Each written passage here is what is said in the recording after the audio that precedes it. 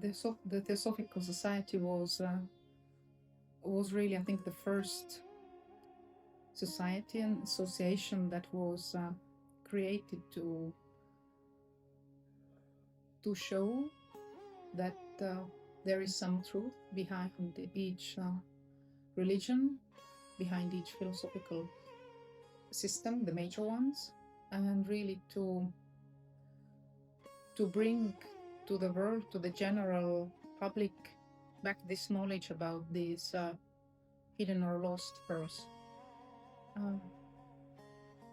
I think it is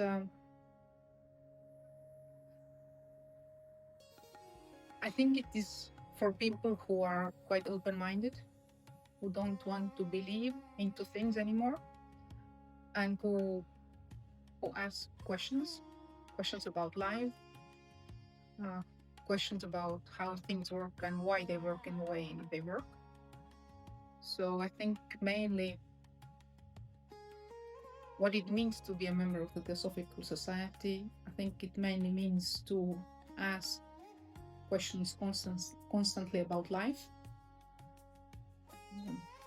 about oneself, trying to understand things.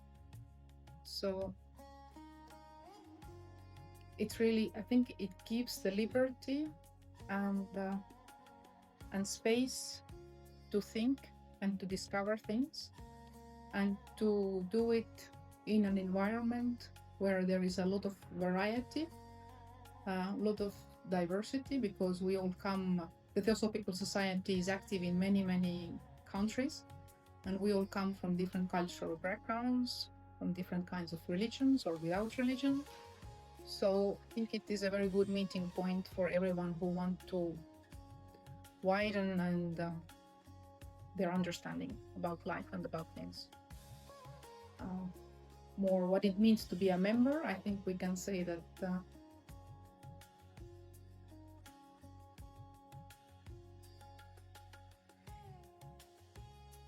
it means also understanding our place in the world, and also trying to give back something that we have received. Of course, we have members who are less active than the others, but I think mainly when we really understand what we have received through the Theosophical Society, there is this natural move that at a certain point we want to give back something. So I think it is a place and space that enables us to give back something that we ourselves we have received. And I think that has also enriched our life.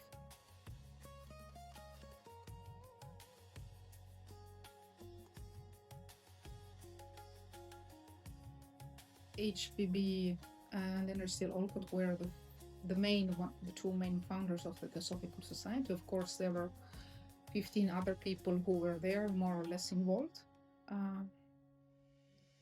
Really, I think, incarnated what Theosophy is about. They were very different. Blavatsky had this deep knowledge and this intuition, and I think she was the one who really incarnated to the world at that time what Theosophy can offer to the world.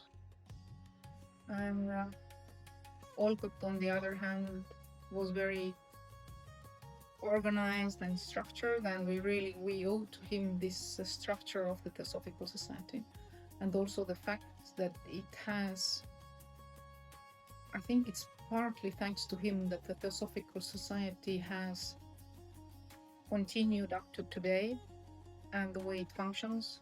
I think it was his foresight, and I think that they are examples to all members of the Theosophical Society with their life,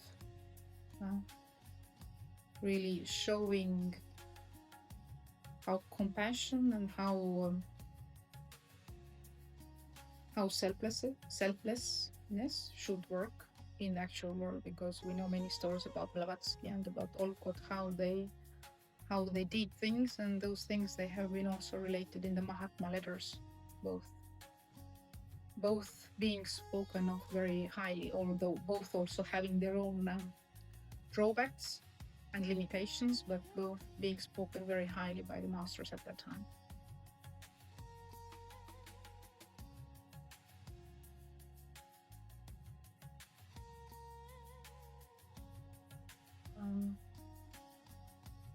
Mahatmas can be or are considered as the true founders of the Theosophical Society.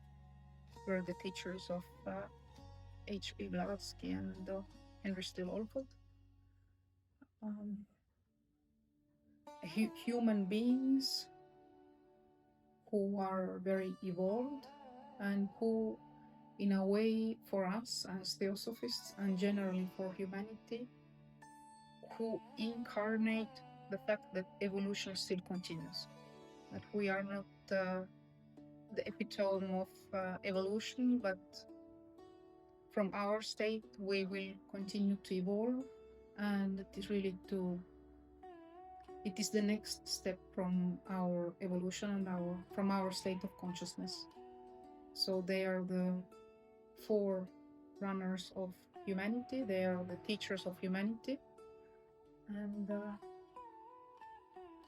and sometimes people ask whether Mahatmas exists or not, but I think if this question arises, then it means that fundamentally one does not accept the idea that we can evolve from the state in which we are now, which means that we don't, in a way, accept that perfection is possible, and that fundamentally there is this divine aspect in us, and it is just a question of time when it will be manifested in us completely.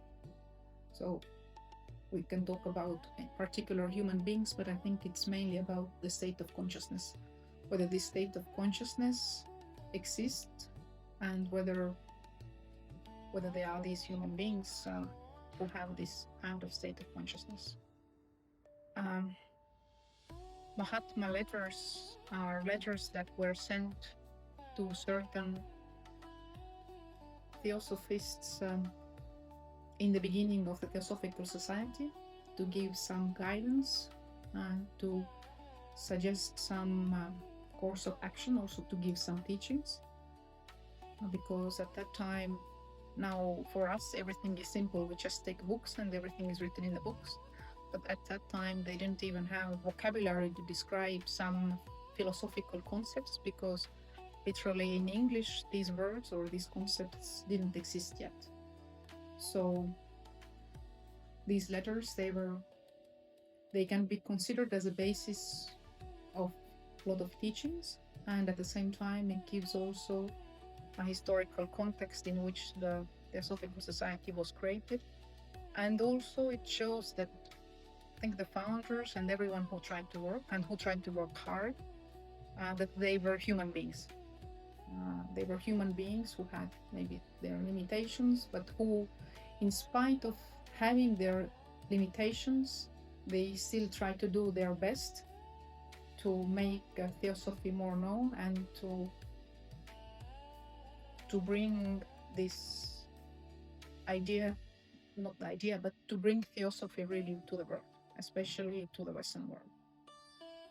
The letters are can still be read for instance, in the British Library and in some other places. So for some people, they are proof that the masters exist. And so, yeah, I think they are a great resource of still teachings, and we can still learn a lot from those even nowadays.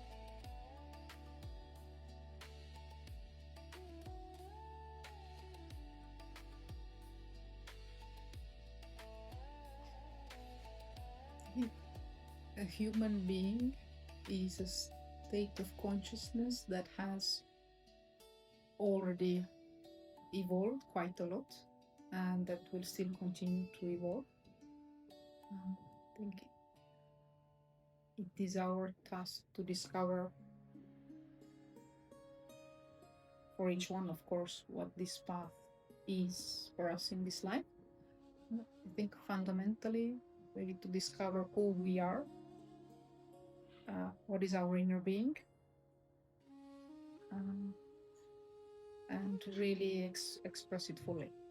So I think it is a bit cliche to say that we are a spiritual being who is having this worldly experience, but I think it is to really to have this experience and to go forward from this, to really understand and to see this interconnectedness with everything, that we are not separate, that we are not, we are just in a way a point in the whole course of evolution from which we go on. And I think it's important to remind it to ourselves that we not in a theoretical way, not trying to repeat it to ourselves, but really trying to see fundamentally that we have already been on the path for quite some time, and that it will still continue, and it is our task to discover the way forward, an endless way forward, because it does not have an end.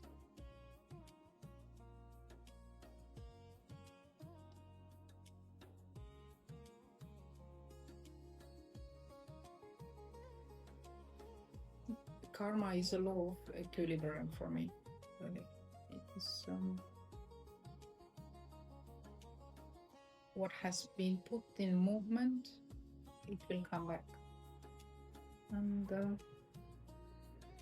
it is also a way for us to learn about things, to learn about life, what brings about what.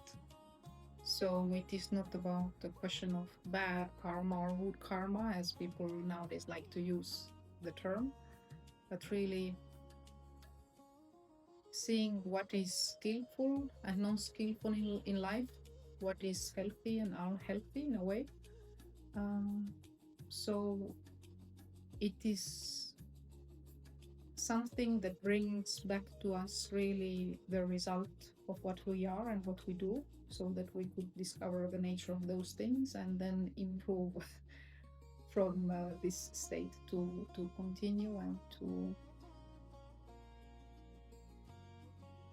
be able to understand things more. So for some people, it is said that it is law of retribution, but I think it is law of equilibrium that helps us really to understand ourselves and life.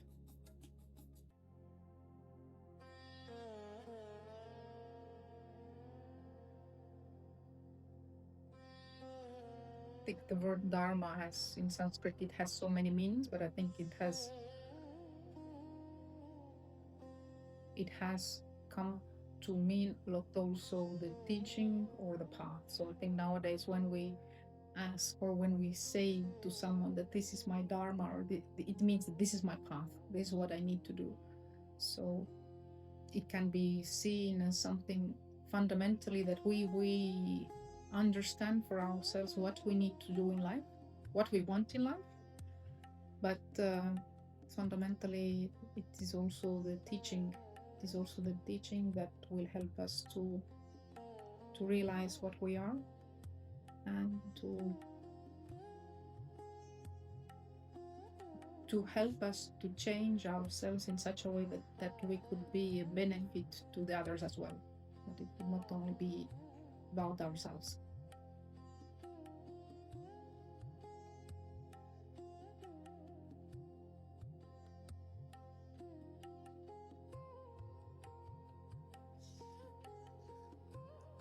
The next one is, how has the study of Theosophy influenced in your life?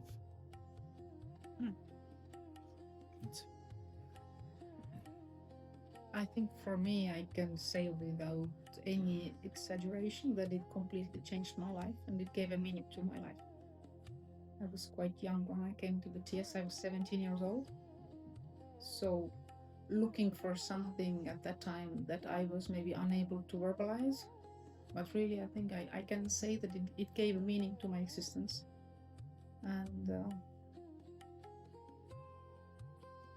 And when it helped me to understand myself in a better way, I saw the value of it, meaning that it's not, I felt that if it helped me so much, it means that it has also this potential to help other people, really to relieve suffering if we really understand Theosophy, not only as a book knowledge, but if we really understand it, if we really try to change ourselves according to it. So I can say that it has helped me to change myself and really to understand myself, and it has given meaning to my life.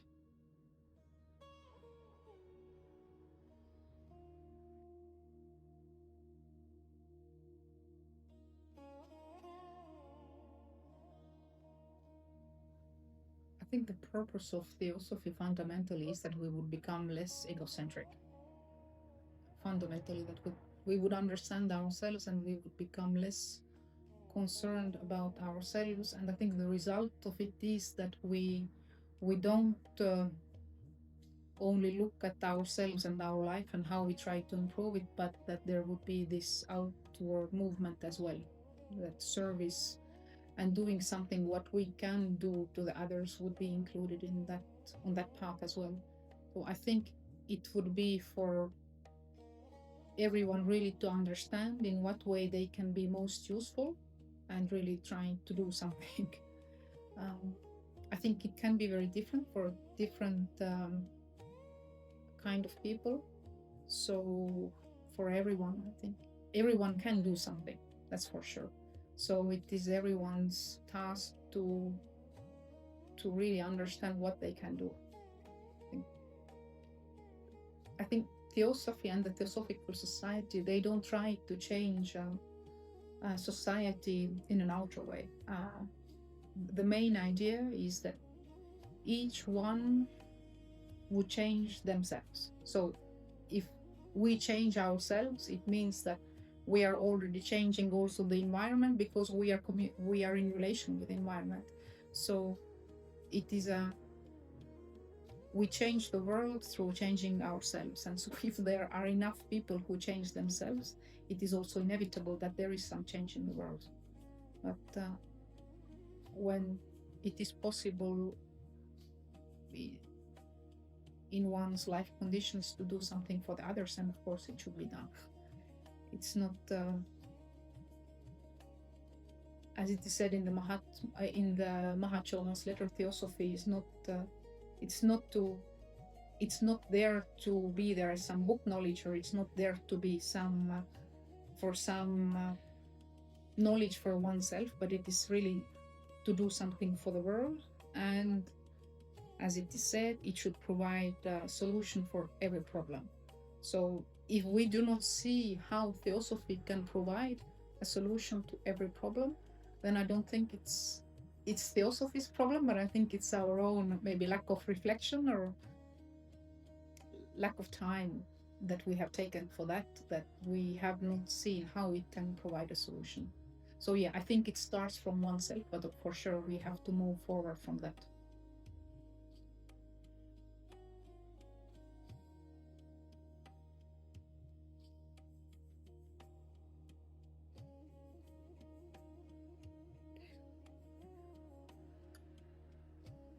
If we look at it philosophically, it is said that love and compassion are there as a basis of all existence. We can say it in that way, but this is theoretical for us, and I think it doesn't necessarily convey to us its real meaning. What is love? I think fundamentally it is a state in which something or someone else is more important to us than we ourselves, because our life generally revolves around ourselves. All our thoughts, all our emotions, they are related to our own being, what we think, what we feel, how we relate to the world. And I think when love is there really, truly, profoundly, we start to loosen this grip on ourselves, this sense of ego or this sense of selfishness, I think, diminishes because something else has become more important to us than this small ego around which everything revolves. So I think fundamentally, in a very down to earth way, we can say that it is a state in which something or someone else is more important to us than we to ourselves.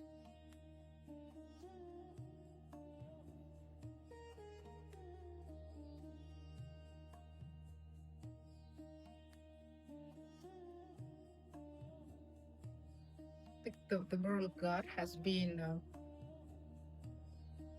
used so much that maybe it has lost its true meaning, which is why I think in Theosophy as well, or in the Theosophical Society, sometimes we rather use the word divine because it doesn't bring about the same kind of connotation from different religions that it can bring otherwise. So this divine or this God,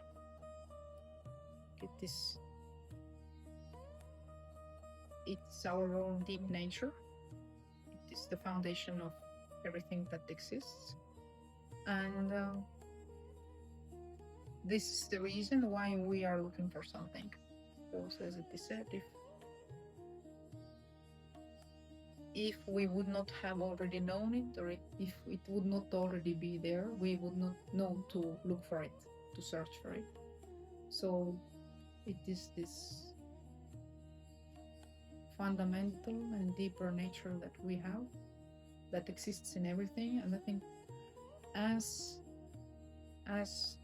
Theosophists or members of the Theosophical Society, it is our task to learn to see this divine aspect in everything, not through repetition or not through theoretical knowledge, just saying that the other person or an animal or whatever is divine in its nature, but fundamentally seeing how through this interconnectedness and this deeper root of everything, we are all related and we are all one. So it's not so much about repeating things, but it is fundamentally discovering these invisible and yet existent links between everything, between human beings, between animals, between everything that exists.